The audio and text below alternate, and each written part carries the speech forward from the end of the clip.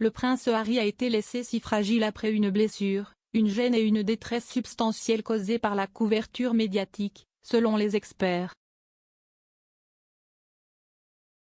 Le duc de Sussex poursuit dimanche The Mail qui, selon lui, était responsable de déformation et déformation des faits avec une histoire exclusive sur sa sécurité policière.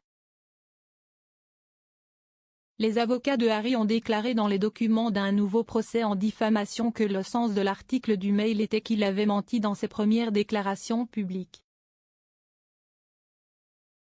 Ses représentants légaux affirment que l'article diffamatoire décrit comment Harry a tenté de garder secret son combat juridique contre les gardes du corps, puis a affirmé quelques minutes après que The Mail on Sunday a annoncé que sa machine de relations publiques avait tenté de donner une tournure positive aux différends.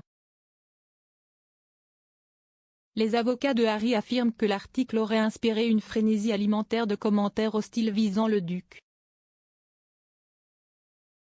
En conséquence, le royal de 37 ans aurait subi de graves dommages à sa réputation et des blessures, de l'embarras et de la détresse importants qui se poursuivent. En plus de causer du stress et des bouleversements émotionnels au duc, ses avocats affirment que l'article compromet également son travail caritatif et philanthropique, en particulier ses efforts pour lutter contre la désinformation en ligne. La biographe royale Angela Levin a réagi à ce nouveau procès, affirmant que l'aveu du duc le rend si fragile. Elle a également fait référence à l'expérience antérieure de Harry au service de l'armée dans sa référence à l'affaire. Sur Twitter, l'expert royal a écrit: Harry dit qu'il a souffert d'un bouleversement et d'une détresse accrue et d'une blessure à ses sentiments à cause des commentaires de la presse sur sa protection 24 heures sur 24 et 7 jours sur 7. Il a l'air si fragile. Où est passé le brave soldat et comment peut-il penser qu'il est le seul à avoir eu des sentiments tristes au cours des 2 dernières années? Le prince Harry a servi dans l'armée pendant 10 ans, atteignant le grade de capitaine et entreprenant 2 tournées en Afghanistan. Il continue de travailler pour soutenir ses camarades militaires, par le biais de sa fondation Invictus Games. La fondation a été lancée par le duc en 2014 et aide les militaires actuels et anciens à travers le sport et utilise le slogan « Utiliser le sport pour changer des vies ». Le Mail on Sunday a été le premier à révéler qu'Harry demandait un contrôle judiciaire du ministère de l'Intérieur après que la décision a été prise de ne pas fournir de protection policière pour lui et sa famille sur le sol britannique. Peu de temps après la publication de l'article en janvier, l'équipe du duc a envoyé une déclaration confirmant que le duc demandait un contrôle judiciaire.